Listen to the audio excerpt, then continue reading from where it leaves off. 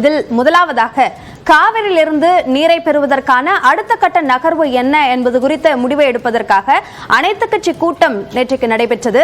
இதில் முதலமைச்சர் பங்கேற்றார். முதலில் நீர்வளத்துறை அமைச்சர் துரைமுருகன் தலைமையில் இந்த கூட்டம் நடைபெறும் என்று தெரிவிக்கப்பட்டிருந்த நிலையில் நேற்று காலையில் முதலமைச்சர் பங்கேற்கிறார் என்ற செய்தி வெளியாகி அதன் பிறகாக இந்த கூட்டம் என்பதும் அவருடைய பங்கேற்போடு நடைபெற்றது. இதில் மிக முக்கியமாக கவனிக்க வேண்டிய விஷயம், இதில் எடுக்கக்கூடிய முடிவுகள் மிக பிரதானமான முடிவுகளாக இரண்டு விஷயங்களை பார்க்கலாம். ஒன்று, இது சார்ந்த கடிதம் காவிரி வாரியத்திற்கு அனுப்பப்பட்டிருக்கிறது. அந்த கடிதம் மூலமாக தமிழ்நாட்டிற்கு வழங்கப்பட வேண்டிய அந்த நீர் அதனை முழுமையாக வழங்குவதற்கான உத்தரவை பிறப்பிக்க வேண்டும் என்பதற்கான வலியுறுத்தல் கொடுக்கப்பட்டிருக்கிறது.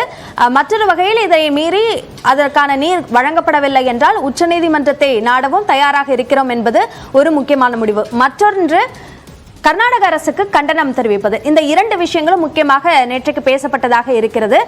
தொடர்ந்து முதலமைச்சர் தெரிவித்த அந்த புள்ளி விவரங்களில் முக்கியமான ஒன்றாக பார்க்க வேண்டியது, 4 அணைகளில் கர்நாடகாவில் இருக்கக்கூடிய 4 பிரதான அணைகளில் 75.586 டிஎம்சி தண்ணீர் இருக்கிறது. ஆனால் மேட்டூரில் 13.808 டிஎம்சி தண்ணீர் தான் இருக்கிறது என்பதை குறிப்பிட்டிருக்கிறார். இந்த இரண்டிற்குமான வித்தியாசத்திலேயே இந்த தண்ணீர் பெருமளவுக்காக திறந்துவிடப்படவில்லை என்ற ஒரு விஷயம் ஊர்ஜிதம் என்றும் முதலமைச்சர் நேற்றைக்கு பேசியிருக்கிறார்.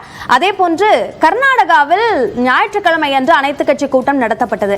அந்த கூட்டத்தில் பேசி அவர்கள் தரப்பில் எடுக்கப்பட்ட முடிவு என்பதால் தமிழ்நாடுடைய கோரிக்கை ஒரு நாளைக்கு 1 டிஎம்சி தண்ணீர், அதாவது 11,500 கன அடி. ஆனால் கர்நாடக அரசு நடத்திய அந்த அனைத்து கட்சி கூட்டத்தினுடைய விளைவாக 8,000 கன அடி ஒரு நாளைக்கு திறக்கப்படும் என்று முடிவு செய்திருக்கிறார்கள்.